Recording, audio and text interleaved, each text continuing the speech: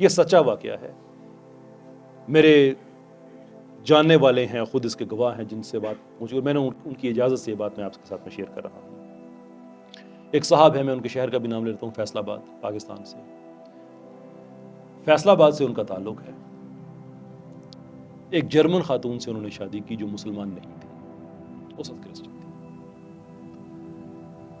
وہ جسے کہا جاتا ہے نا کہ سارے عیب شرعی، یہ صاحب ہمارے وہ تھے، سارے شرعی عیب تھے۔ نماز شاز تو آپ سائڈ پہ چھوڑ دینا، باقی جتنی چیزیں آپ امیجن کر سکتے ہیں، پینا پلانا بھی ہے، عورتوں کے ساتھ ناجائز تعلق بھی ہے، سارا کچھ۔ لیکن ہم مسلمانوں کو ایک بڑی، ہمارے اندر نا ایک پرابلم ہوتا ہے، خود دین پہ عمل کریں نہ کریں، پوری دنیا کو مسلمان بنانے کا بڑا شوق ہوتا ہے۔ یہ صاحب بھی اپنی وائف کے ساتھ تم مسلمان ہو جاؤ، مسلمان نے کہا بس دیر میں کم اے ٹائم، شاید، لیکن ابھی نہیں۔ اس کے سامنے ماڈل کیا تھا؟ یہ میں مسلمان ہو کے میں نے یہ ہونا ہے؟ doesn't make any sense, right؟ پر وہ مسلمان نہیں۔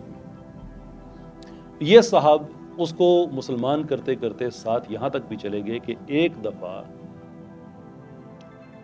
وہ جو بزنس کرتے تھے میاں بیوی، وہاں پہ ایک خاتون جو کام کرتی تھی وہ پریگننٹ ہو گئی۔ کسی نے پوچھا، باتوں ویسے عام طور پر پوچھتے نہیں ہیں، کسی نے پوچھا کہ یہ باپ کون ہے بچے کا؟ وہ آفینڈ ہو گئی کہ تم کون ہوتے ہو میری ذاتی زندگی میں دخل دینے والے؟ جو بھی ہے، تھوڑا سا وہاں پہ مسئلہ بنا،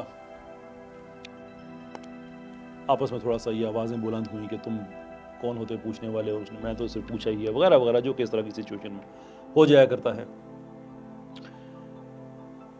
وہ خاتون وہاں سے چلی گئی، ریزائن کر دیا کہ میں نے یہاں پہ کام ہی نہیں کرنا۔ اچھا، یہ بات ہو رہی تھی ناشتے کے ٹیبل پہ، جب تھوڑی سی وہاں پہ سکون ہوا تو یہ صاحب جنہوں نے شادی کی ہوئی تھی، یہ اپنے دوست کو بتانے لگے، جس دوست نے بات مجھے بتائی ہے اس دوست کو بتانے لگے کہ اب یہ اپنے کام سے، کہ ابھی تو اپنی بیوی کو مسلمان کر رہے ہو،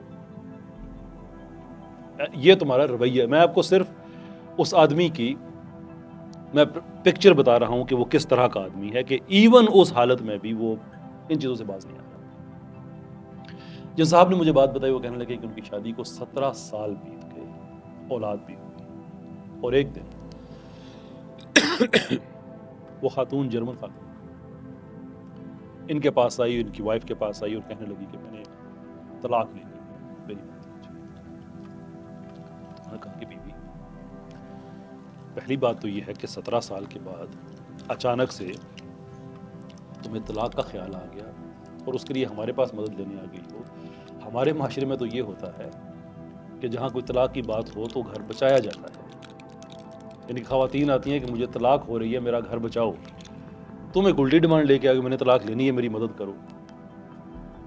میں کیسے مدد کروں کہ وہ جیسا بھی ہے تو میرا دوست،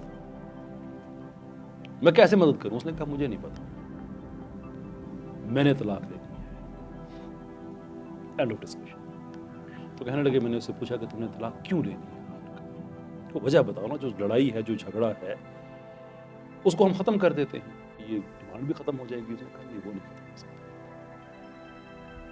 تو کہنے لگے، میں نے سوچا کہ میرے دوست نے، جیسے اس نے پہلے کہا تھا نا کہ اب یہ اپنا ہی کام ہے، شاید اس نے کوئی ایسی حرکت پھر کر دی ہے کہ اب اس کی برداشت سے باہر ہو گیا۔